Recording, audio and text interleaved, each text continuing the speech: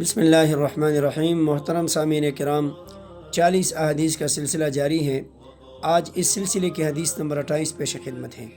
اس حدیث کو امام ابو داؤد رحمہ اللہ نے نقل فرمایا، نبی کریم صلی اللہ علیہ وسلم نے فرمایا، انا خاتم النبیین لا نبی بعدی، کہ میں آخری نبی ہوں، میرے بعد کوئی نبی پیدا نہ ہوگا۔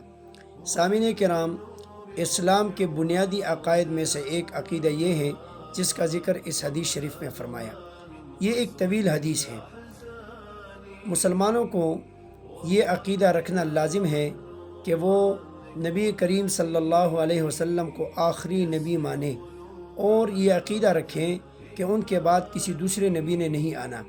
اس لیے جو شخص نبوت کا دعویٰ کرے گا وہ خود بھی کافر ہوگا، اور جو کوئی نبی کریم صلی اللہ علیہ وسلم کے بعد کسی کو نبی مانے گا تو وہ بھی کافر ہی ہوگا۔ اس لیے مرزا غلام احمد قادیانی جس نے نبوت کا دعویٰ کیا وہ خود بھی دائرہ اسلام سے خارج اور کافر ہیں، اور ان کے ماننے والے اور ان کے پیروکار وہ بھی دائرہ اسلام سے خارج اور کافر ہیں۔ بعض لوگ یہ دھوکہ دیتے ہیں کہ قیامت سے پہلے عیسیٰ علیہ السلام تشریف لائیں گے تو کیا وہ نبی نہیں ہوں گے؟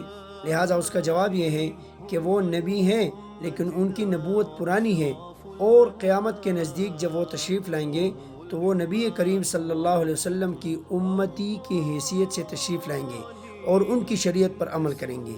اور حدیث کا مطلب یہ ہے کہ اب نبی علیہ السلام کے بعد کسی کو نبوت ملے گی نہیں، اور نہ ہی کوئی نبی اللہ کی طرف سے آئے گا۔